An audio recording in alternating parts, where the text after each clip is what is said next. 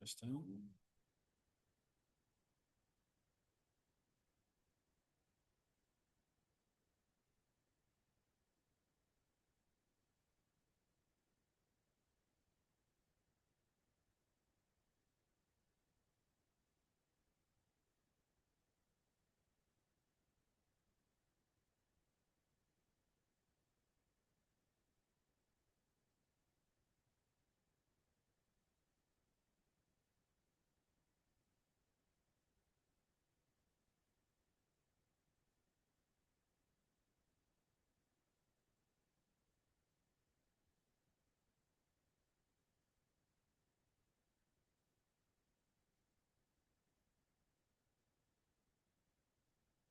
Hmm.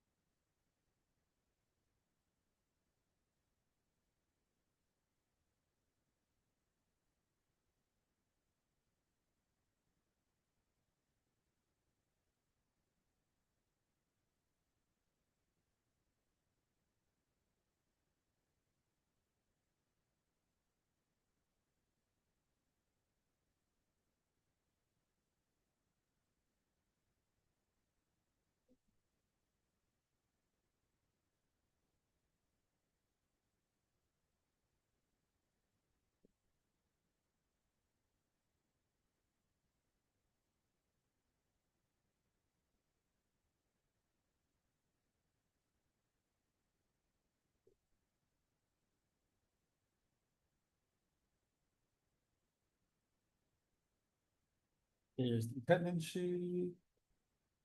Something comes to mind. Oh, yeah, reminder. No class next Tuesday. It's Veterans Day. So don't come to any of your classes, including this one. Which means we'll kind of be a little behind, but happens to be on a Tuesday this year. So what we got?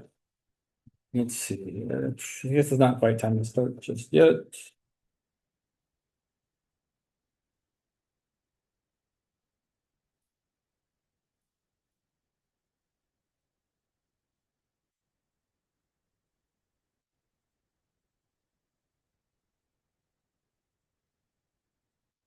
And I gave you a task like I handing it to you, but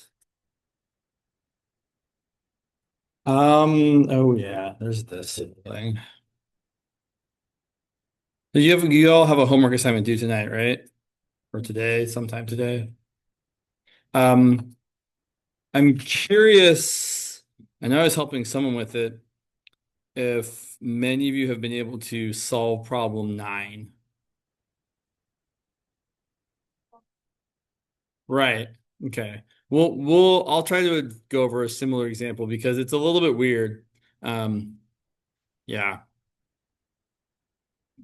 So we'll come back around to that after we start off with another non-homogeneous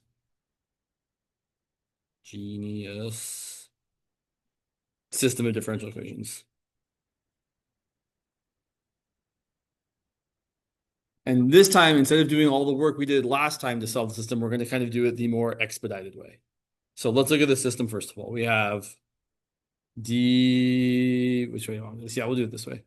dx1 dt equal to negative 2x1 plus x2 plus 4, and dx2 dt equal to x1 minus 2x2 plus 1. And we have initial conditions that both x1 of 0 is equal to 0, and x2 of 0 is also equal to 0.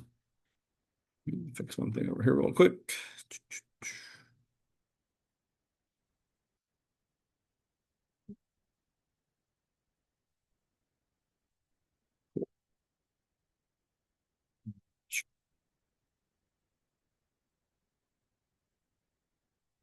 So here's what I would suggest. So I'm gonna try to force myself to skip all the intermediate steps and just kind of do the work. So let's rewrite this as a matrix equation. We have that our vector dx1 dt dx, oh, she got that already.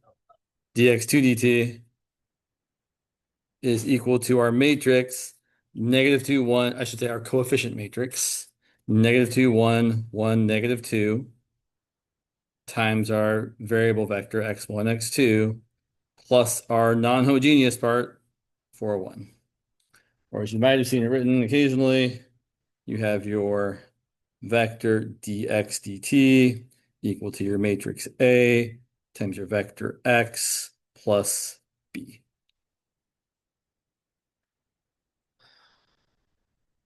So here's all we really have to do. We have to, one, write things down instead of saying them. One, we do need to find the equilibrium.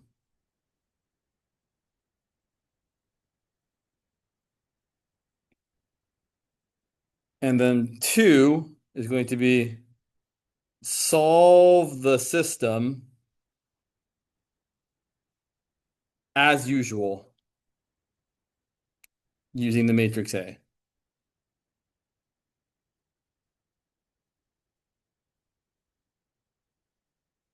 All right, so to find the equilibria, you're just finding the values of x1 and x2 that make both equations equal to 0 simultaneously.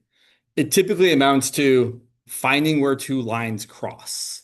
It used to be 0, 0 because both of our lines went through the origin. It's not anymore. So to find the equilibrium, we're just going to solve the system of equations, both equal to 0.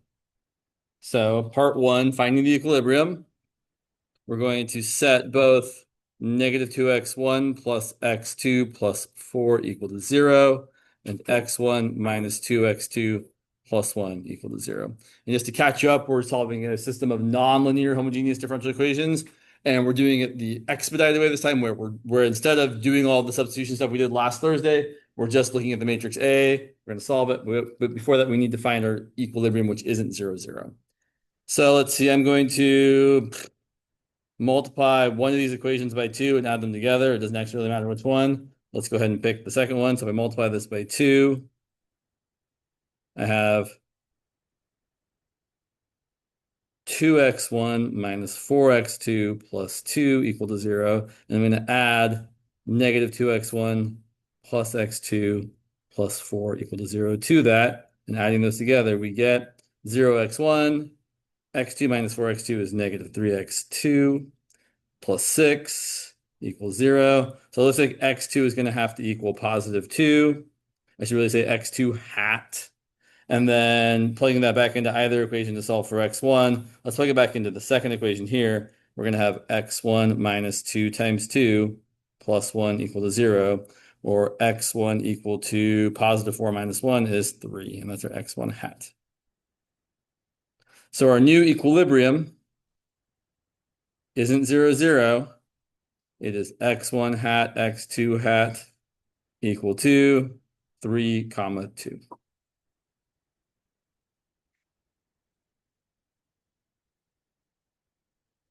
So the idea is once we find our general solution to the homogeneous system of equations, which is just a kind of ignoring the plus 4, 1 part, we're just going to add that on.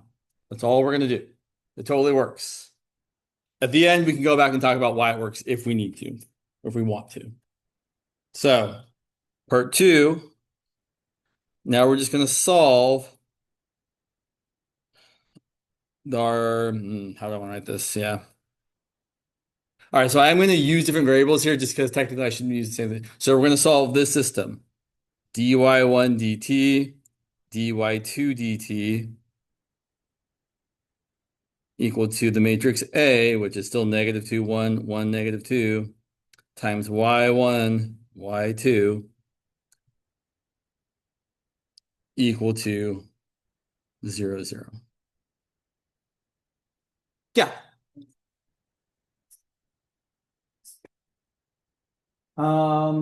Fixed. I feel like, I mean, yeah, those aren't the words we usually use though. Okay. Yeah, yeah. I would say, well, again, I would say steady state, I would say that kind of more implies some stability, and our equilibrium is not always a point of stability.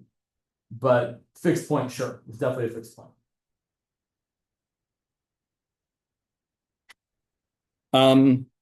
The reason I'm using different variables here is because the equation wouldn't be true if I was using x's, because my x's were for the previous thing. So this is the equation we would get had we done the substitution that we're skipping over. And now we're just going to solve this situation as usual. We're going to find the eigenvalues of our matrix A. We're going to find the eigenvectors of our matrix A. We're going to write our solution as C1 e to the lambda 1t plus C2 e to the lambda, sorry, I forgot the V1 there, plus C2 e to the lambda 2t times V2. The usual process for solving a linear system of differential equations that is homogeneous, that is equal to 0, 0 instead of something else. Okay, so usual process, find the eigenvalues. Determinant of -2 minus lambda, 1, 1, -2 minus lambda, equal to 0. Now, something worth observing here. Since the diagonal entries happen to be the same, you can make your life a little easier when you solve this, I think. Instead of actually multiplying it out, I'm going to say this. I'm going to say, well, I have -2 minus lambda times -2 minus lambda minus 1 times 1 equal to 0. And while I could multiply that out, I could also just say I have -2 minus lambda squared and add 1 to both sides equal to +1. And then -2 minus lambda equals plus or minus the square root of 1, which is 1. And then we can, I hate that I have a negative lambda over here. It always bothers me. Multiply both sides by -1 and say 2 plus lambda equals minus plus 1, which is still the same as plus or minus 1. And then subtract here from both sides and say lambda is equal to -2 plus or minus 1. So we're going to get lambda equal to -2 plus 1 and -2 minus 1. Or if you don't like that, you can do the usual thing where you multiply it out and say you have lambda squared plus 4 lambda plus 4 minus 1 equals 0. Lambda squared plus 4 lambda plus 3 equal to 0. Factor it and get the same values. Either way is totally fine. This obviously you can only do if you happen to know just that. Well, if it happens to be the kind of thing where these two factors are the same. Just worth noticing. It's probably better actually, or as I should say, it's more of a time saver if you happen to have this thing squared equal to a negative number where you end up getting complex eigenvalues. Then doing this actually does save you some work versus doing this where you have to use the quadratic formula. So just something to be aware of. All right, let's find the eigenvectors. So for lambda 1 equal to -1, we're going to say that our matrix -2, 1, 1, -2 times the eigenvector we're looking for is equal to -1 times the same eigenvector we're looking for. So first equation is -2 times x plus 1 times y equals -1 times x. Add 2x to both sides, we get y equal to x. So our eigenvector is going to be 1, 1. Or any non-zero vector where both entries are the same. But we're all going to make the same choice because it's kind of the standard choice. And then for lambda 2 equal to -3, we're going to have the equation -2, 1, 1, -2 times the other eigenvector we're looking for equal to -3 times the other eigenvector we're looking for. Again, the first equation gives us -2 times x plus 1 times y equals -3 times x. And now adding 2x to both sides, we get y equal to -x. So our other eigenvector is either 1, -1 or -1, 1. Either pick is fine. So now we're going to write the general solution, and we're going to remind ourselves that it's actually the general solution for these y's I've introduced instead of for these x's.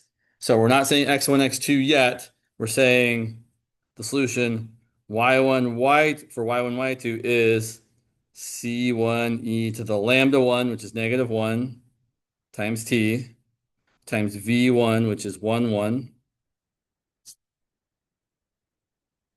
There was a bug on me. Okay.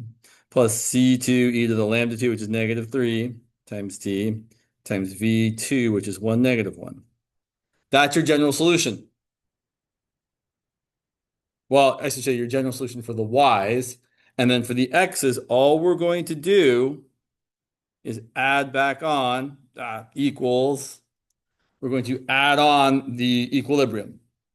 So it's going to be c1 e to the negative t times 1, 1 plus c2 e to the negative 3t times 1, negative 1 plus our equilibrium, which is 3, 2.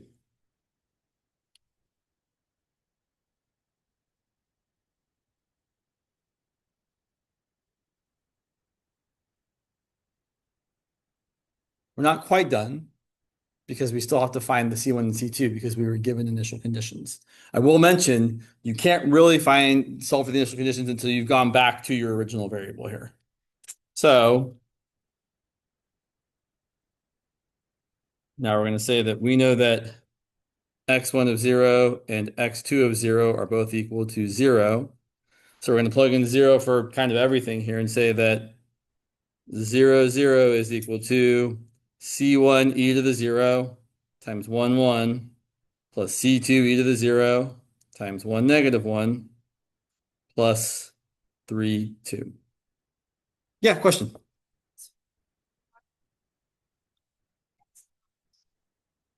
Well, so I'm actually adding it to y. So what I'm doing essentially, I'm saying I'm taking my solution for the y part. So this is my homogeneous solution.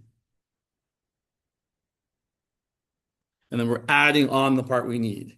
And what I'm going to say here really is hold on for a second. We'll go back and talk about the whole process because I know some of you weren't here on Thursday to see it, and I do think it is worth seeing again. But I wanted you all to all see how you can kind of do this thing without having to show all of the pieces of the work. But we're going to go back and redo it because I think it's worthwhile. So finishing this off, we're going to have that, let's see. So our equations are 0 equal to C1 plus C2 plus 3. 0 equal to C1 minus C2 plus 2. We're going to add those equations together to end up getting that 0 is equal to 2C1 plus 5. So C1 is going to equal negative 5 over 2. And then if we, instead of plugging this back in and finding the other one, you could also just subtract those equations. And if you subtract them, you get 0 minus 0 equal to C1 minus C1 plus C2 minus minus C2. And then 3 minus 2 is 1. And so C2 is going to equal negative 1/2. So our particular solution is x1 of t, x2 of t equal to negative 5 over 2 e to the negative t times 1, 1 plus negative 1/2 times e to the negative 3t times 1, negative 1 plus 3, 2. And not that you need to write this next part out, but just to kind of show that what our two solutions are, it's x1 of t equals negative 5/2 e to the negative t minus 1/2 e to the negative 3t plus 3, and x2 of t is negative 5/2 e to the negative t plus 1/2 e to the negative 3t plus 2. If you care to write them that way instead of that way. We shouldn't need to write both of these, right? These two things are displaying the same information just in a slightly different way. But this is usually how web work is asking you to input stuff typically. Okay, we're going to go back and kind of talk about the thing we skipped over because I do think it's good to know how we're getting this. So here's all the work we didn't do. Well, actually, I should pause for a second and ask, aside from doing that, are there other questions about what we've done?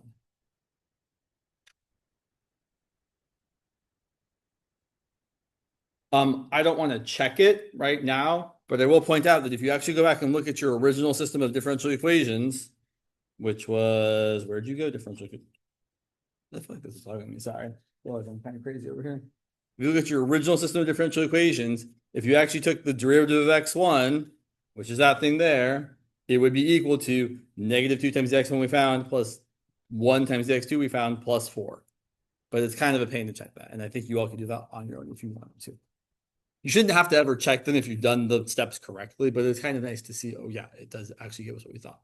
Okay, so here's what we skipped. When we found our equilibrium, which was, back up for a second here, which was 2 and 3. So when we found that x1 hat, x2 hat was equal to 2, 3. Oh, sorry. I think I got this out of order. Let me double check. Yep, that would have been a problem. 3, 2, not 2, 3. Good eye, James. All right. So here's what we actually do. We take our original system of differential equations and we turn it into a homogeneous system of differential equations. So our original system, which was dx1 dt equal to -2x1 plus x2 plus 4, and dx2 dt equal to x1 minus 2x2 plus 1. And again, what's making this not homogeneous is the plus 4 and the plus 1 here. You can see that 0, 0 is not an equilibrium of this system, because if you plug in 0 for x1 and 0 for x2, your derivatives are not equal to 0, right? And that's where you find your equilibrium, is where things aren't changing, where your derivatives are both equal to 0. So that's our new equilibrium. So now we're going to essentially make a substitution. We're going to change variables. We're going to say, well, now we're going to make it so our new variables do have 0, 0 as an equilibrium. So we're going to say that y1 is equal to x1 minus 3, the x1 hat equilibrium, and y2 is equal to x2 minus 2. And also we need to flip, so we also know that x1 is equal to y1 plus 3, and x2 is equal to y2 plus 2. And now we're going to take our differential equations and rewrite them in terms of y1 and y2 instead of x1 and x2. And they're going to be pretty much the same. In fact, exactly the same, except for the plus 4 and the plus 1 part. So check this out. This is kind of the part that's kind of neat, I think. So I'm going to take my dx1 dt. Make sure I do it right here. Sorry, I'm going to start with this. So the derivative of y1. Well, y1 is equal to x1 minus 3. So the derivative of y1 is equal to the derivative of x1 minus 0. And the derivative of x1 is equal to all that right there. -2 times x1 plus x2. I don't know why I put parentheses there, but I did. Oh, I know why, plus 4. And then we're going to substitute in what x1 and x2 are equal to in terms of y1 and y2. So we're going to get -2 times y1 plus 3 plus y2 plus 2 plus 4. And check it out. When we put it all together, you get -2 times y1. I'm going to ignore the constants for a second. Plus y2. And you get -6 plus 2 plus 4, which is 0. Similarly, for dy2 dt, well, that's equal to the derivative of x2 minus 0. The point here is that if you're setting y1 equal to x1 plus or minus something, their derivatives are the same because the functions only differ by a constant. And then dx2 dt is equal to that equation, x1 minus 2 times x2 plus 1. We substitute in what x1 and x2 are equal to. So x1 is y1 plus 3, x minus 2 times x2, which is y2 plus 2. And simplifying it out, we get y1. I forgot the plus 1, which is super important here. We get y1 minus 2y2. And then we get 3 minus 4 plus 1, which is also 0. So what we've done here is we've rewritten our system of equations so that now, as far as y1 and y2 are concerned, it is a homogeneous system of linear differential equations. We have our dy1 dt, dy2 dt equal to the matrix A, -2, 1, 1, -2. Oh, the same matrix A that we had in the beginning times your y1, y2. And just for emphasis here, I'll say plus 0, 0. We don't really need to write that. But that's making the point that, oh yeah, this system is now homogeneous. And as we just demonstrated, we are capable of solving a homogeneous system of linear differential equations via the usual process. Eigenvalues, eigenvectors, write the equation, boom. So, notably, we solved the system and we found that y1, y2 was equal to c1e to the -t times 1, 1 plus c2e to the -3t times, I think it was 1, -1. Double check so I don't screw it up here. Yes.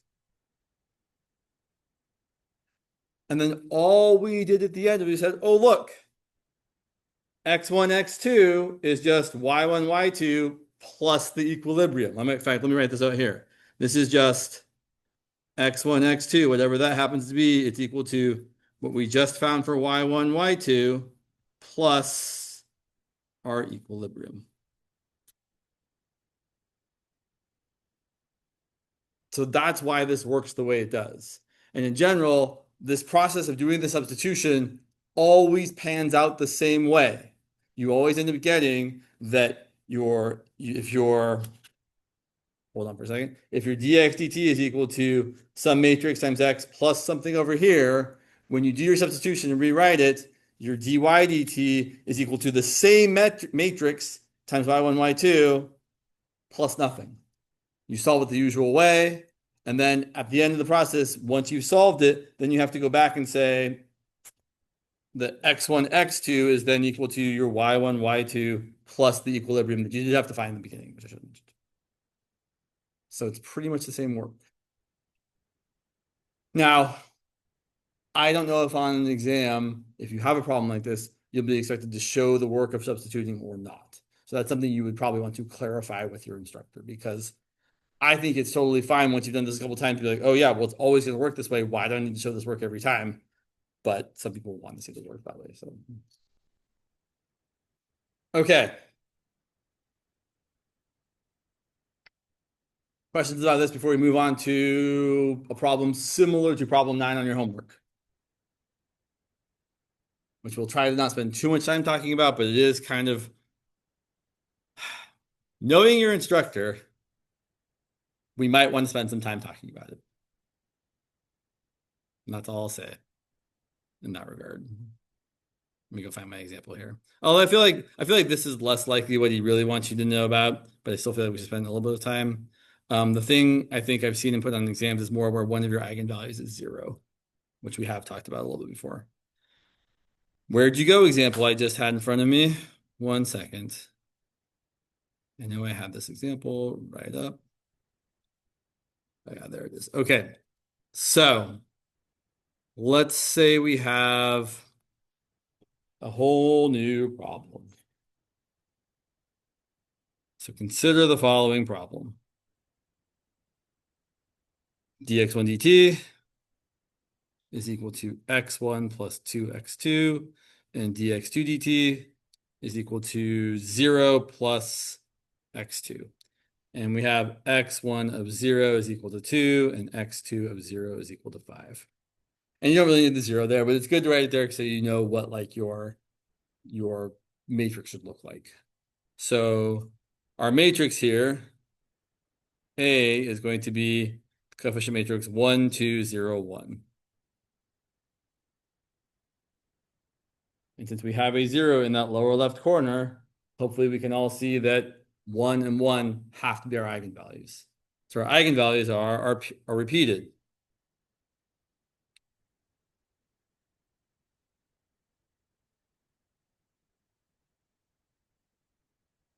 We get lambda 1 equal to lambda 2 equal to 1.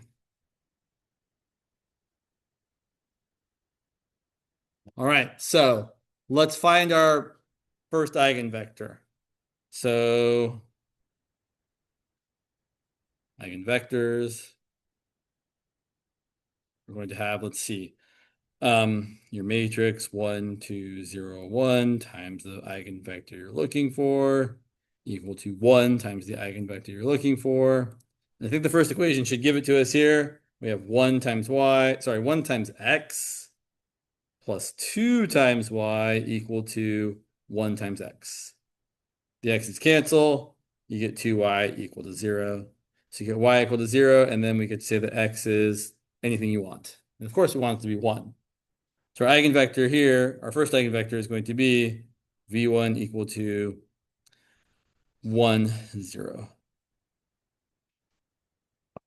Then the second eigenvector is... Good question. So there really isn't a second eigenvector here. But we still need another eigenvector so we can write our more general solution. Now, I'll fully admit, this stuff, I know I learned once upon a time when I took linear algebra, kind of, when you have repeated eigenvalues and you find like a solution, you have to like throw in some extra stuff. I will try to say not too much because, again, I don't think you need to know how to solve this really, but you should just be aware because you have this homework problem. So here's what's actually happening. To find our other vector, let me see. Let me look at my notes real quick here. Yep. Yeah. So here's how you find the other solution. So I'll remind you, we found this vector here. I'm gonna write it the other way. We found v1 by solving a minus lambda I times v1 equal to the 0 vector. We just wrote it a different way, right? We wrote it the way I like doing it better. But to find the other eigenvector, we're going to find v2 by solving something slightly different. A minus lambda I times v2 equal to v1. Don't ask me why. I don't really know. I know we did it once. I'm sure you should probably at some point I'll learn about it. I'm going to make sure I'm gonna look. So I Googled something yesterday and I need to like make sure that yeah, there we go. Just want to make sure I'm actually writing the right thing down. I was helping someone with this problem the other day and I was like, okay, let's see. Yeah, there we go. Yep, exactly. Yep, times. Yeah. And it's called the generalized eigenvector. Okay, so solving this, we're trying to solve. So we have our matrix A, 1, 2, 0, 1, minus lambda times I, which is 1, 0, 0, 1, times our eigenvector we're looking for. Let's call it x2, y2, because we don't know what it is, but it is our v2. And it's equal to v1, which we just found, which is 1, 0. Okay. And I think the weird thing here is I think you get kind of like a lot of options. So yeah. So solving this, let's see. We have the matrix 0, 2, 0, 0 times our eigenvector we're looking for. I probably should say generalized eigenvector because it's technically not an eigenvector, equal to 1, 0. So x could literally be anything. What does y have to be? I mean, I guess I could write out the equation. 0 times x2 plus 2 times y2 equals 1. So y2 has to equal 1/2. X2 can be anything. So pick an easy choice. Pick 0. I know, right? It feels like y. So the thing here is that you have to find the other generalized eigenvector that is linearly independent from this eigenvector, meaning they can't point in the same direction. But in this situation, again, and it's kind of weird for 2x2 matrices because you don't have a lot of options. In this situation, having your y coordinate be non-zero means there's no way these vectors could point in the same direction. But we're going to pick kind of the easiest choice here. So our other generalized eigenvector is 0, 1/2. Kind of funky. And our general solution is going to look a bit different. And this is the part that I find kind of weird. So, yeah. So here's what we got. Instead of your solution looking like C1e to the lambda 1t times V1 plus C2e to the lambda 2t times V2, we need the following. Let me make sure I don't blow it here.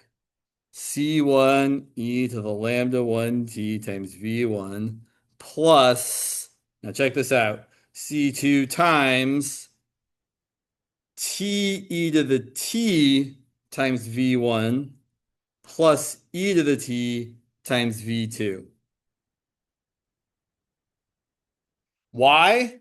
Because it'll solve the system that we started with. If you go back and look at the original system, which is dx1 dt equal to x1 plus 2x2 and dx2 dt equal to x2, this general format does solve that. I know it's not everyone's favorite. It's not anyone's favorite. Especially for one homework problem, it doesn't feel like you should have to know this much extra stuff. So, cutting to the chase here, we have that our solution looks like C1e to the lambda 1 was 1, t times V1, which is 1, 0, plus C2 times t e to the t times, sorry, and that should, I did make a small, sorry, so one small mistake that I did make, which I want to point out here, is this general solution should be a lambda 1 times t there and a lambda 2 times t. I guess we could say the same lambda because they're the same, but I did forget to put those in there. Because in my solutions here, they're not written because lambda is 1. Apologies. So here we're getting C1e to the 1 times t times 1, 0 plus C2t to the 1 times t times 1, 0 plus e to the 1 times t times 0, 1 half. And parentheses is probably a better idea here. And now we can find C1 and C2 by plugging in our initial conditions, which was that x1 of 0 is 2 and x2 of 0 is 5. So we're going to plug in t equal to 0 and x1 equal to 2 and x2 equal to 5. And again, I should point out, right, this is what our solution's equal to. This is our x1 of t, x2 of t. So now our specific solution is going to be what we're going to find. 2, 5 equal to C1e to the 0 times 1, 0 plus C2 times 0 e to the 0. This doesn't matter because t is 0 times e to the 0 is 0, 1 half. This should be immediately easy to solve, right? You should be able to look at this and tell me what C1 and C2 are without writing almost anything down. C1 has to be 2, so that 2 times 1 gives you 2. And C2 had better be 10. So that 10 times 1 half gives you 5. All right, so our new particular solution, this was our general solution, particular solution, and then we'll be done with this evil problem, is x1, x2 equal to 10 e to the t times v1. Sorry, not 10, 2. Terrible. That's a 2, right? Yeah, it's a 2. Plus 10 times t e to the t times 1, 0 plus e to the t times 0, 1 half.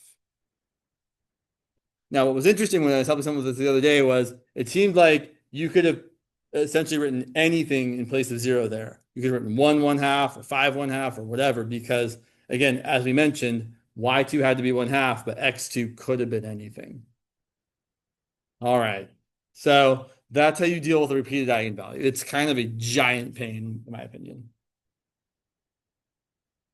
I wonder if your instructor is aware that that question is on your homework, because it does seem like a challenging question, which I assume he has not talked about this thing in class. Like, right, okay. So anyway, that's how you deal with it. Any questions about this before we move on to talking about non-linear systems of differential equations? Because I'm going to try to get a little bit ahead because again, we're not all going to see each other on Tuesday because we don't have class on Tuesday. No one has class on Tuesday, right? Okay. All right, cool. Non-linear. Go once, twice.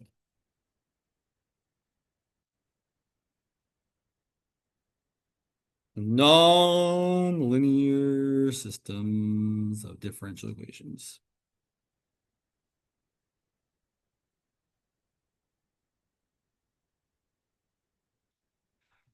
Um, this isn't the one we're going to do, but I want to give you one example that feels like it might be slightly hidden as nonlinear. So here's just an example of a nonlinear system of differential equations. Sure. dx dt is equal to 3x plus x times y, and dy dt is equal to negative 2x plus 5y. And this is nonlinear because of the x times y, right? That thing there, right? You cannot write this as a coefficient matrix, right? There isn't any a coefficient matrix times your functions x and y that makes this work. You can put a 3 here, but then you can't put an x right there. X isn't a coefficient, it's a variable, right? And then a negative 2 and a 5. That's a problem.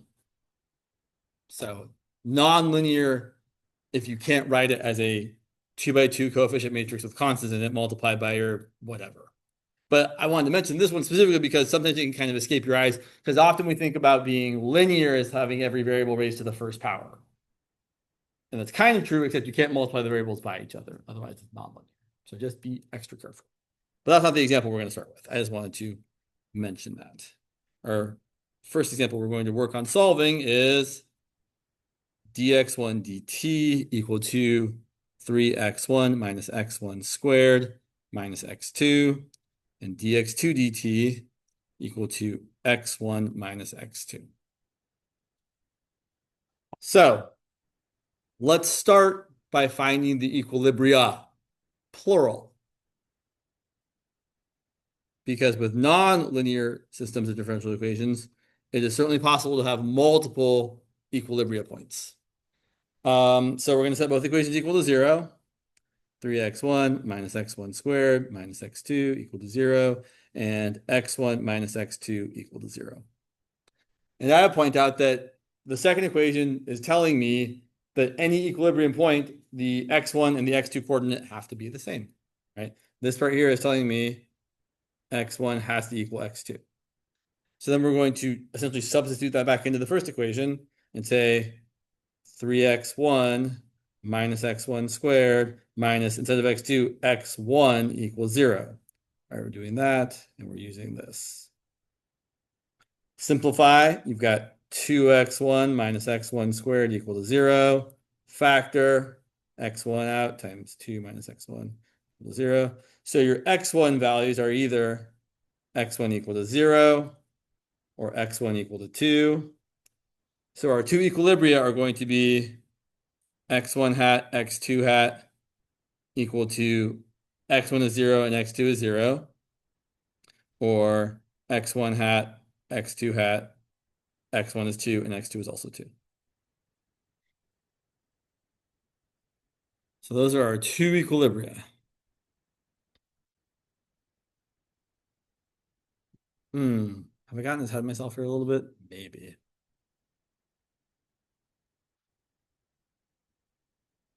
Sure. I'm sorry. I'm just trying to parse this out in my head how I want to say this next part here. So, yeah, fine. So here's what we're going to do next. We're actually going to talk about how, I don't want to say this the right way. The idea is that near each equilibrium, we can essentially linearize our system of equations. Or essentially, you could think of this system of equations as like a function of two variables. It's kind of like a surface. And near equilibrium, we're going to kind of find the tangent plane and then look at what our direction field looks like on that tangent plane near our point to kind of talk about what sort of stability or instability we might have near each equilibrium. Now, it sounds like a lot of work. It's actually not that bad. And specifically, if you're just talking about stability or instability, it really just boils down to looking at a matrix. But the matrix we have to find. So, how am I going to do this? Yeah, so I'm just trying to think about how much I want to make you work through this. Not that much. But I feel like I'm forgetting something important here. Sorry, one moment. Where's my linearization?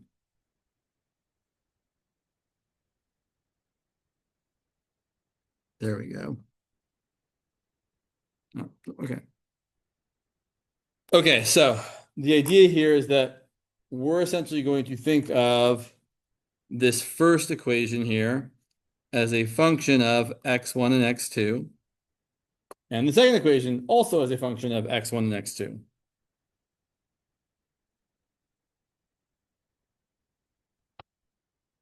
And we definitely have learned how to linearize functions of two variables near a particular point. I know it's been a minute since we've done it. Let me remind you of how it works. So let's talk generically. To linearize f of x comma y at some point, let's be smart and call it x hat, y hat. We do the following.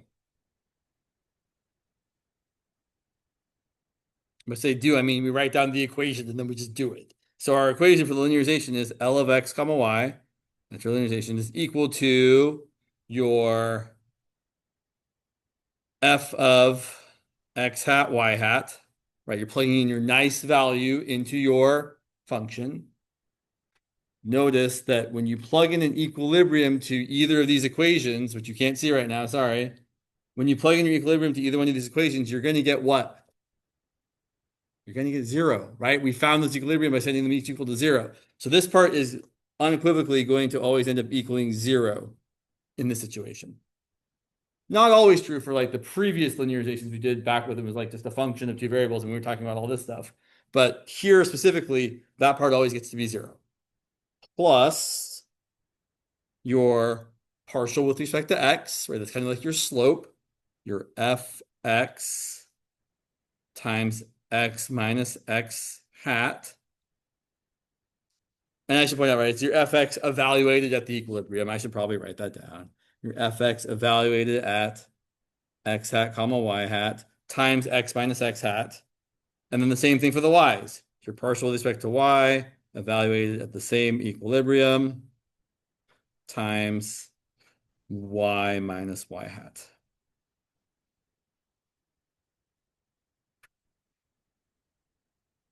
Now, what's kind of cool about this is you can write this as a matrix.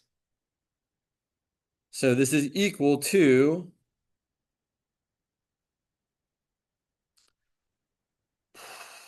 sure. So I'm still gonna write this part here, even though it feels sorry, too many brain. So we're halfway there. Not gonna sing.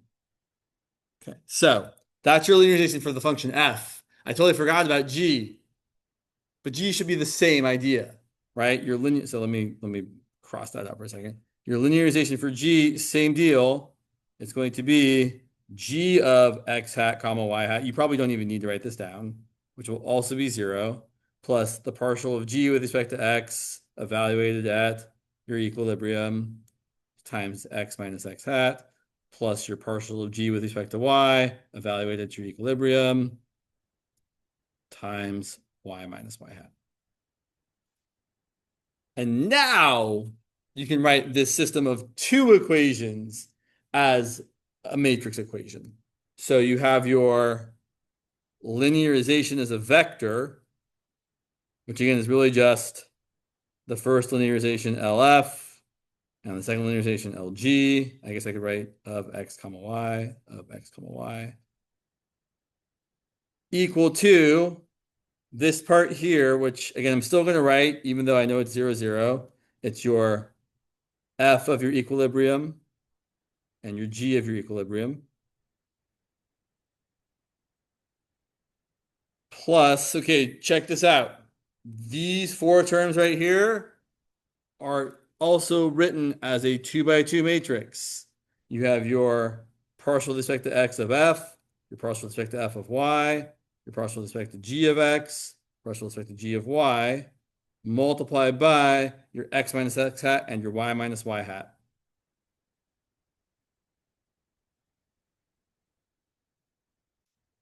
Kind of cool, I think.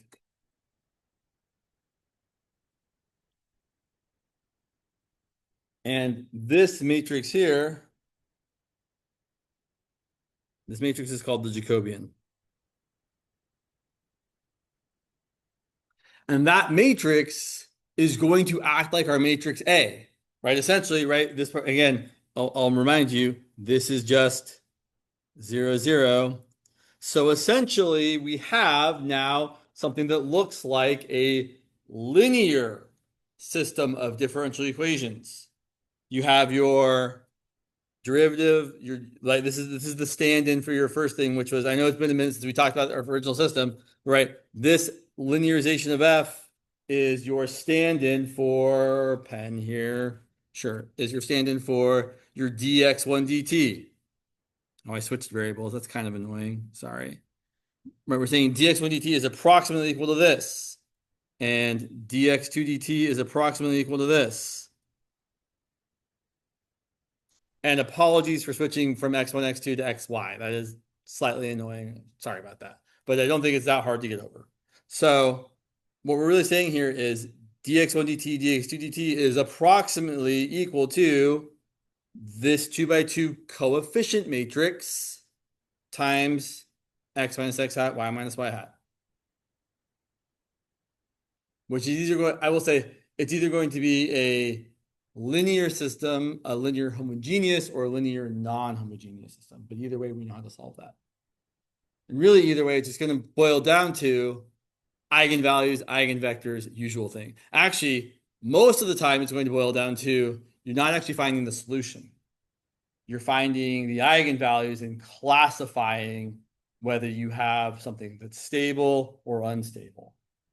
You could probably be sometimes people are a little more specific, like back to the stable node, stable spiral, unstable node, unstable spiral, saddle, neutral spiral, but if you say those words, you have to kind of clarify that you mean locally around this equilibrium, my system looks like whatever it looks like. But if you move too far away, other things start to happen. So if you're going to use the words like spiral or node or saddle, you also should say near the point that we're looking at, near the equilibrium we're looking at, the system is acting like a blank. Okay, let's go back to the problem we were working on and then do all this stuff. So I know it's been forever since we started this problem. Let's go back and see. We had, apologies. So here was our system that we had. We had dx1 dt equal to 3x1 minus x1 squared minus x2, and dx2 dt equal to x1 minus x2, which is much nicer to deal with.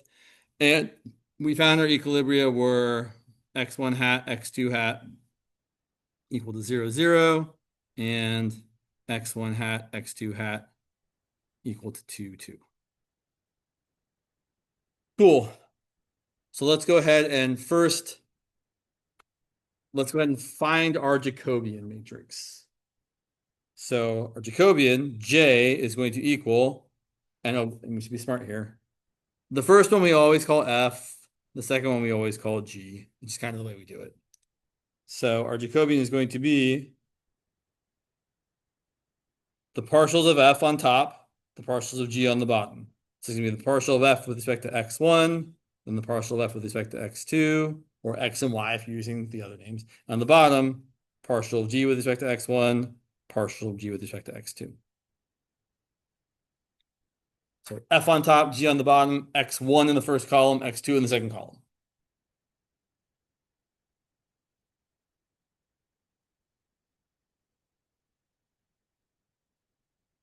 Always like that.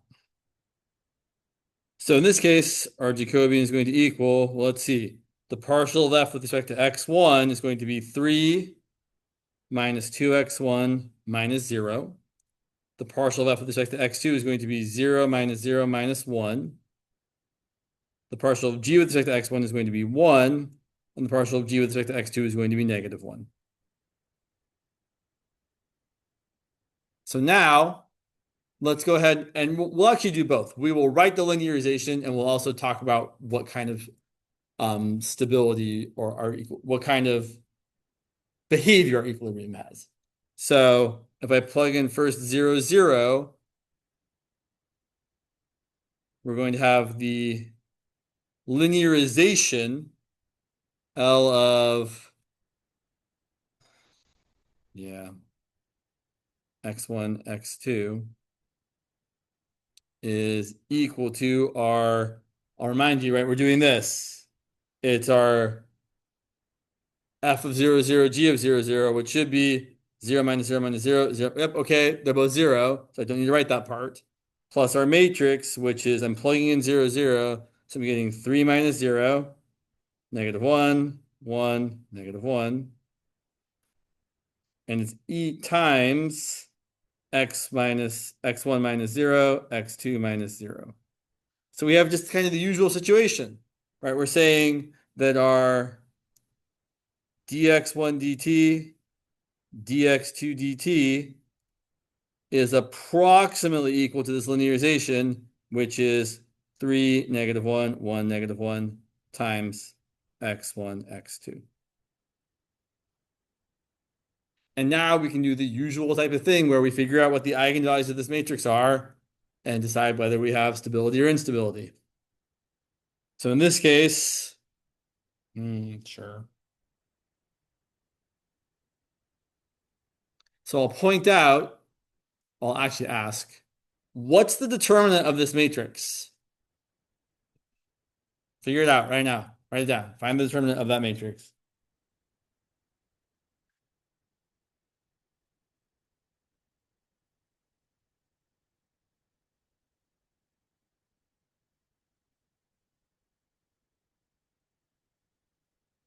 Is it negative or positive?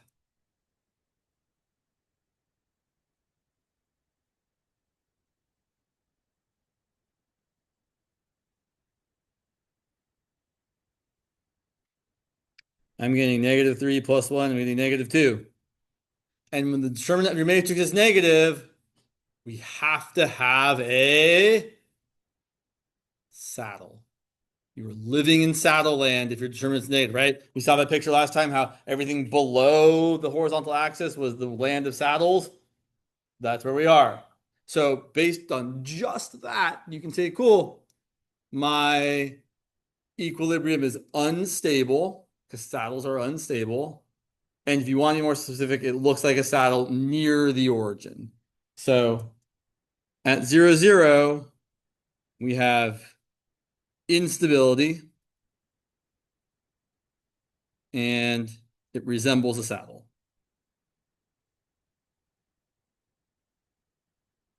Near our equilibrium.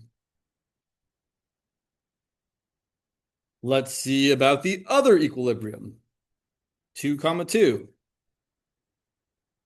So I'll point out that for our linearization of x1, x2, I don't know why I'm writing this as vectors. They're not, x1 and x2 are not vectors. Apologies for that error there. That is not correct. We're getting, so we're plugging in 2 so I should point out we're at 2, 2. And we're getting, let's see, 3 minus 2 times 2. And then minus 1, 1, minus 1. So now our matrix is looking like negative 1, negative 1, 1, negative 1 times x1 minus 2, x2 minus 2. I don't think you need to write this out further, but I'll point out that if you actually did multiply this out, it would look like negative 1, negative 1, 1, negative 1 times the x1, x2 part, and then plus your negative 1, negative 1, 1, negative 1 times the negative 2 part is going to be negative 1 times negative 2 plus negative 1 times negative 2 is 2 plus 2, which is 4. And 1 times -2 plus -1 times -2 is -2 plus 2, which is 0. So I'm just reminding you that this system is a non-homogeneous system of linear differential equations. But the stability, instability, node, spiral, saddle discussion still boils down to looking at this matrix, right? Whatever's happening over here doesn't really matter. So let's go ahead and find the eigenvalues. Right, you can do this this analysis kind of any way you like. You can use trace determinant, you can use eigenvalues, it's kind of up to you. So here eigenvalues, determinant of -1 minus lambda, -1, 1, -1 minus lambda. We're getting -1 minus lambda times -1 minus lambda, which is -1 minus lambda squared, minus -1 times 1.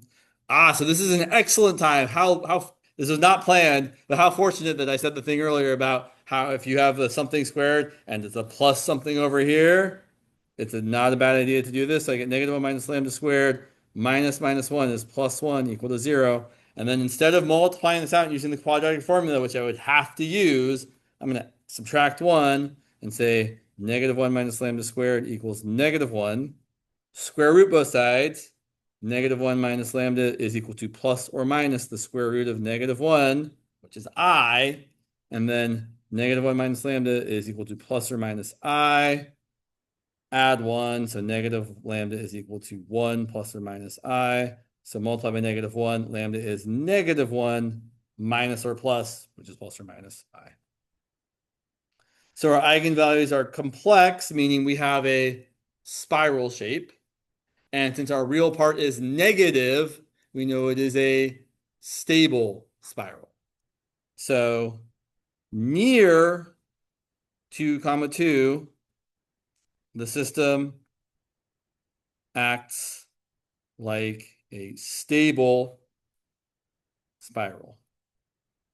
Or if you want to be more generic, we could say that x1 hat, x2 hat equal to 2, 2 is stable.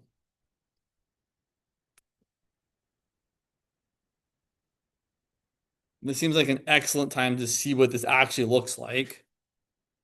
So let's go pull my graphing tools over here. All right, 1 second. Where'd you go? Let's use that one, sure. Sorry, I've forgotten which one I like better. I think that's the one. Nope, you're not the one. I should label these better. That'd be a good thing to do later.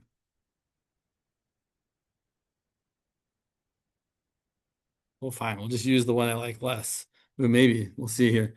So my differential equations were 3 times x1 minus x1 squared minus x2. And my second equation was x1 minus x2. I know you can't see this yet. Just give me a second. And then, are we good there? Yeah, I think we're all right. Sure. So here's what things look like. And you can see that, so over here, near 2, 2, right, that's 2, 2. Let's scroll down a little bit so you can see. Yep, that's 2, 2. So right over here, if I kind of pick something over there, yeah, it kind of looks like it's spiraling inwards towards the point 2, 2, as long as we don't get too far away from it. But if you get too far away, things start to kind of go a totally different direction. So we can see also that near 0, 0, we've got kind of this saddle action over here, right? Where you're kind of coming in one direction and going out the other direction.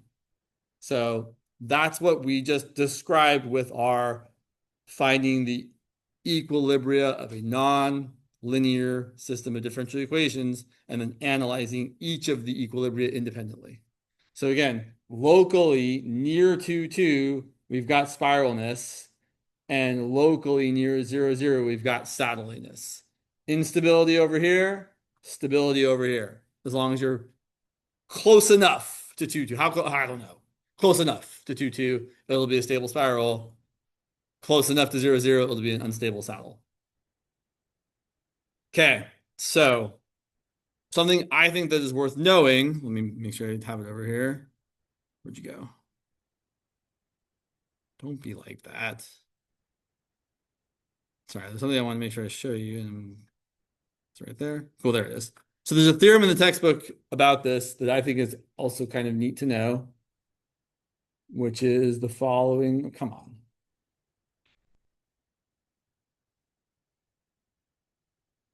It's over here. No, it's down further. This theorem right here, which feels like it's hard to see. That's not helpful, James. Go away. It was right there. I lost it. Theorem 16 in section 10 point something. Can I scroll this way? Maybe a little bit? Nope. There we go. So here's what it says, in case you can't read it very well. Suppose you have an equilibrium of the system of differential equations. If the determinant is positive, so we don't have a saddle, and the trace is negative, then we can say it is locally stable. Which makes sense, right? Because if you think about that picture from before, if your determinant is positive, you're above the saddle land. And if your trace is negative, you're on the stable side, where you have either a stable node or a stable spiral. It's not saying anything about the shape of your whatever. It's just saying if those two conditions are met, you can say your equilibrium is locally stable. And if either one of them fails to be met, it's not. So if we read on here, if the inequalities in either or both are reversed, then the equilibrium is unstable. So if your determinant is negative or your trace is positive, unstable. So that's kind of an easier way than maybe finding the eigenvalues. And no, I won't say that because that's something we used to do. Yeah, cool. So kind of neat, kind of, maybe, I don't know. I think it's worthwhile. I feel like it's not excellent to talk about the actual shape around the equilibrium because it could be very, very local. And like if you go too far away, being not very far, it could totally change shape, especially if you have like two equilibria that are kind of close to each other. So I don't like to talk about my shape is a stable spiral. I just like to say, cool, it's stable near 2, 2, and it's unstable near 0, 0. And I don't really care all that much what it looks like. But your instructor might feel differently. So it's probably worthwhile just to find the actual eigenvalues and then say the usual things. Cool. Let's do another example. Where'd my examples go? That's not it. That's not it. Yep, you're there. Cool, cool, cool. Oh, yeah, that one's okay. Yeah, this one's a good one. All right. So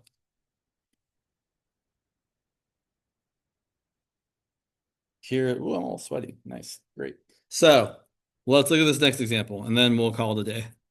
So our first differential equation is dx1 dt equal to 10x1 minus x1 squared minus 2x1 x2. And our second differential equation dx2 dt is equal to 10x2 minus x2 squared minus 2x1 x2. And I'll say something I've said before. These equations happen to be symmetric in x1 and x2, meaning if you interchanged x1 and x2, the equations wouldn't change. What that usually means is your every equilibrium is either the same xy coordinate, or if you have, say, like 2 comma 7 as equilibrium, you also better get 7 comma 2 as an equilibrium. You always have them coming in pairs like that. Okay, so let's go ahead and set them equal to 0 to find the equilibrium. Equilibria. We're going to find the equilibria. And since they're both equally gross, we know that we should just start with one of them. So I'm going to start with the first one, and I'm going to look for something to factor out, and I see that I can factor out an x1. So I have x1 times 10 minus x1 minus 2x2 equal to 0. And the second one, I have factoring out an x2 times 10 minus x2 minus 2x1 equal to 0. So I've got a couple possibilities here. I can either have x1 equal to 0, or this whole thing equal to 0. Similarly, I can have either x2 equal to 0 or 10 minus x2 minus 2x1 equal to 0. And the way I like to think about this is you have to pick one of each of these. I've used colors, hopefully you can see them maybe kind of. I have to pick one of the purple ones and one of the green ones. So one option is picking the easiest one, x1 equal to 0 and x2 equal to 0. But basically, I'm going to have four ways of combining these things. I can have either one of these combined with either one of those. So another one would be x1 equal to 0 and 10 minus x2 minus 2x1 equal to 0. But then, if x2 is 0, we know that means we have 10 minus 2x1 equal to 0, which means x1 is going to equal 5. Now, here's where the thing I just said is actually useful. We know that we have 0, comma 5. I said x1 and I did the wrong thing. Sorry, it's terrible. Let's cross that out and fix it. Make it right. So we have x1 equal to 0 and the other equation, which was, I don't know why I keep doing this. 10 minus x2 minus 2x1 equal to 0. And the x1 is 0, meaning this part goes away. And we're left with 10 minus x2 equal to 0, which means x2 is equal to 10. So we have 0, 0 so far as an equilibrium. And now we have 0, comma 10. And based on what I said before, we should also get 10, comma 0. But we can also show it, right? If you do the other way, if you set pens. Why do I keep losing my place here? If we set x2 equal to 0 and 10 minus x1 minus 2x2 equal to 0, then we're going to see that the second equation is giving us that 10 minus x1 minus 0 is equal to 0, and we get x1 equal to 0. x1 equal to 10. Oh my goodness. So we end up getting 10, comma 0 as well. So kind of nice to know that that was going to happen before we actually found it. And then finally, the hardest one, setting these parts both equal to 0. So we have our 10 minus x1 minus 2x2 equal to 0, and our 10 minus x2 minus 2x1 equal to 0. It's not terrible, but it is requires a little bit of work. We could probably say solve one of these for one of their variables. So I'm going to say like 10 minus 2x2 is equal to x1, and then plug that in for x1 over here. So we're going to get now 10 minus x2 minus 2 times 10 minus 2x2 equal to 0. So we're going to have 10 minus x2 minus 20 plus 4x2 equal to 0.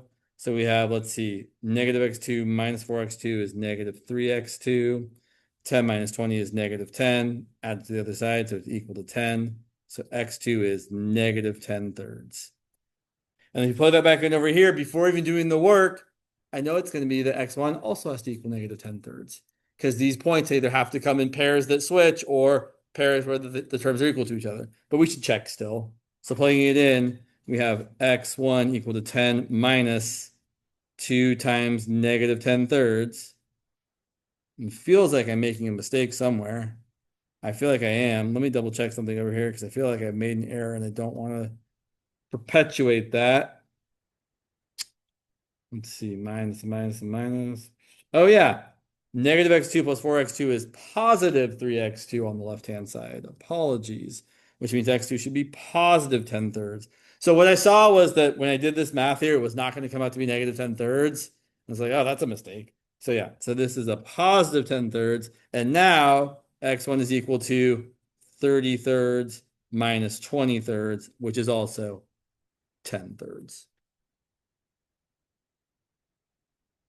So our last equilibrium here is 10 thirds, comma 10 thirds. Now, what's kind of nice about this situation is you can also graphically see where all of these equilibria live by plotting the isoclines of, sorry, the nullclines, the zero isoclines. You know, we talked about a little bit, but not a whole lot of each of these things. So let's go ahead and do that just to kind of make this connection here.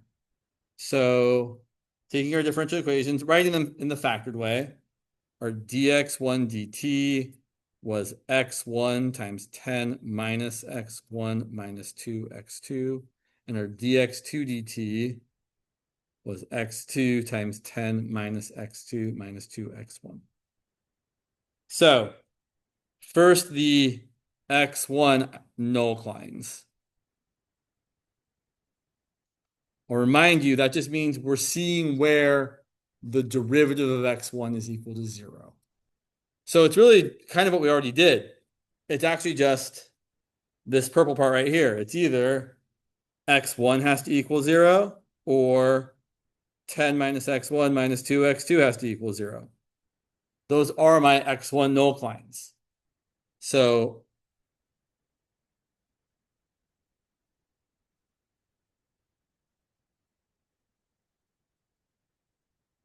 here's my one of my x1 nullclines. You can't really see very well.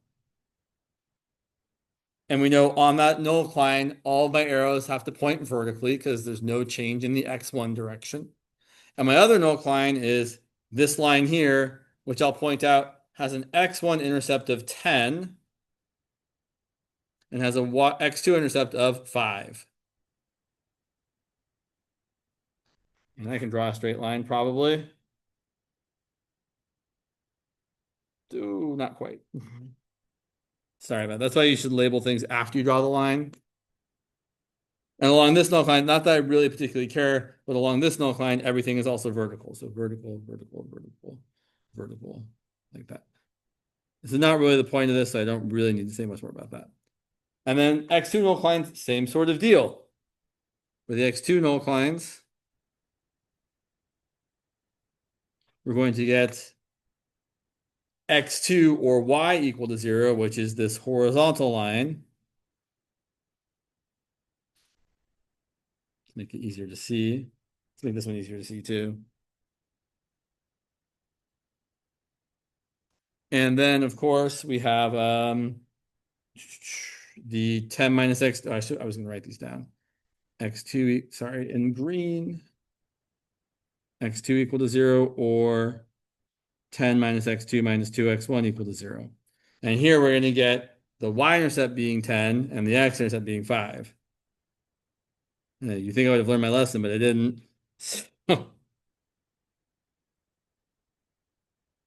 And what's cool about this, I think, I shouldn't draw arrows there. And these are the little horizontally ones, right? But exactly where the nullclines of a different type intersect each other is where you get the equilibria. So we get an equilibria here where a green nullcline crosses a purple nullcline at 0, 10. We get an equilibria over here where a purple crosses a green at 10, 0. We get one here at 0, 0 where a purple and a green cross. And we get one right here at 10 thirds, 10 thirds where a purple and a green cross. So your equilibria graphically are exactly where a nullcline of the first type and a nullcline of the second type cross each other, because that's where both derivatives are equal to 0 at the same time.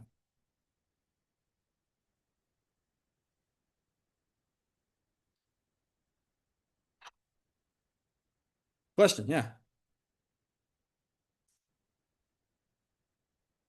Sure. So I'll remind you, so what we're saying here is the x1 nullclines we are finding by setting dx1 dt equal to 0, which means the change in the x1, which is the horizontal direction, is nothing. There's no horizontal component to whatever direction line you would be drawing. So along any x1 nullcline, all of my direction component has to be completely vertical.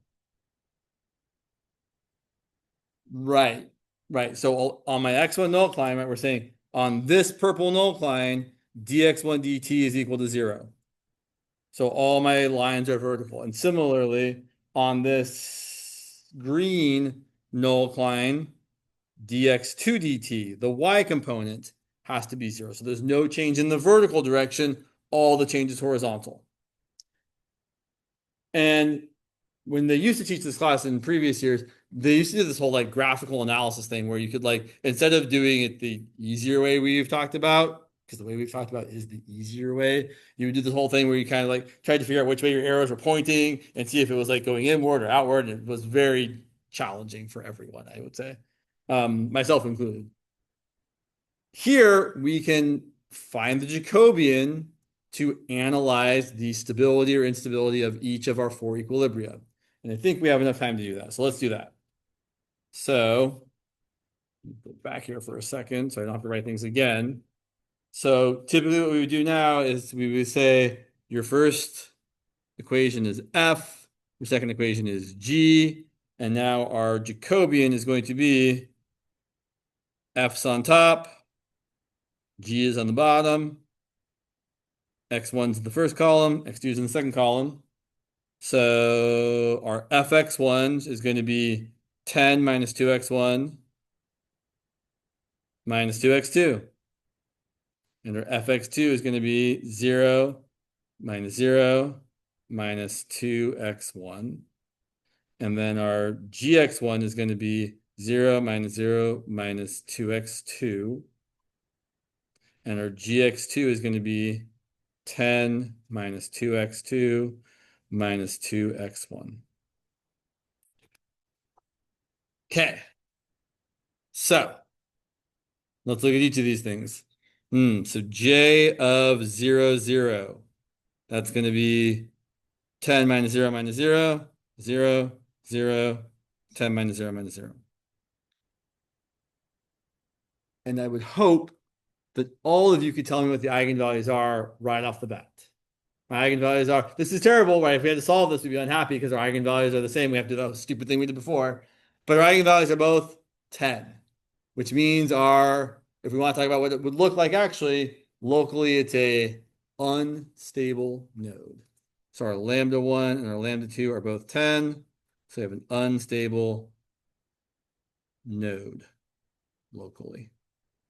Or you could say your trace is 20. Your determinant is 100 minus 0. And since your trace is positive, you get instability. All right, let's look at the next one. J of 0, 10. So that's going to be 10 minus 0 minus 20, so negative 10, and then 0, and then negative 20, and then 10 minus 20 minus 0 is also negative 10. So here we can say the same sort of thing, except different. Our eigenvalues are both now negative 10, which leads us to a stable node locally. Or we could have said our trace is negative 20, our determinant is still positive 100. And if the trace is negative and the determinant is positive, that's exactly the situation where you could say that the whole thing is stable. Because by that theorem I showed you. Okay, last two. I think J of 10, 0 is the same.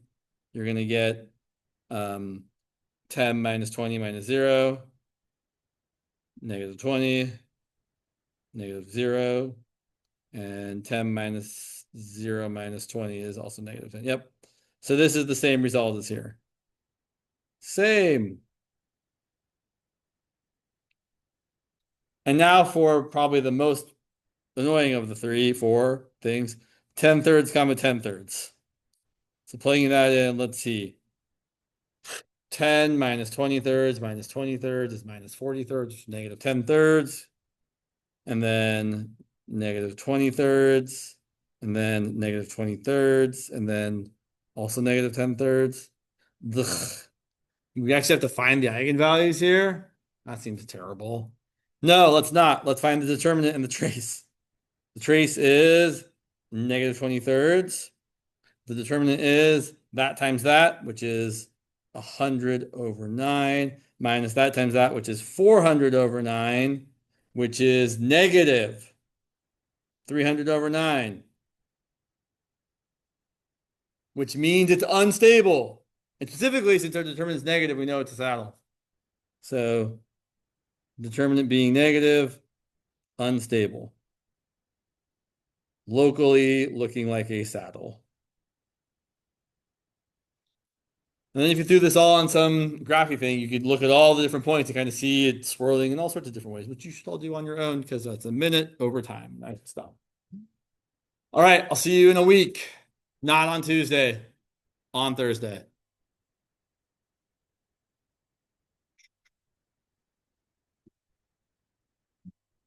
And make sure thank you.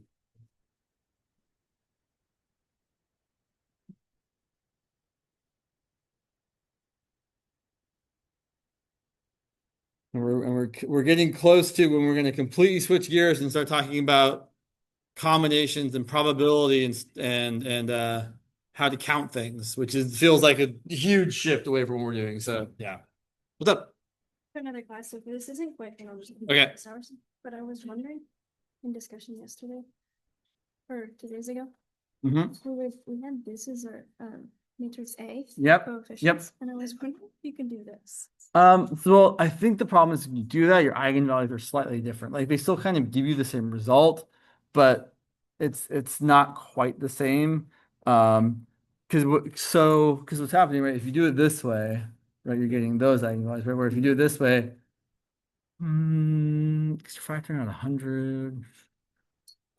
I mean, I feel like it should work, but I don't know. There's something I don't know. I mean, I think you get different eigenvalues. I don't know, but so let's actually take a look real quick here.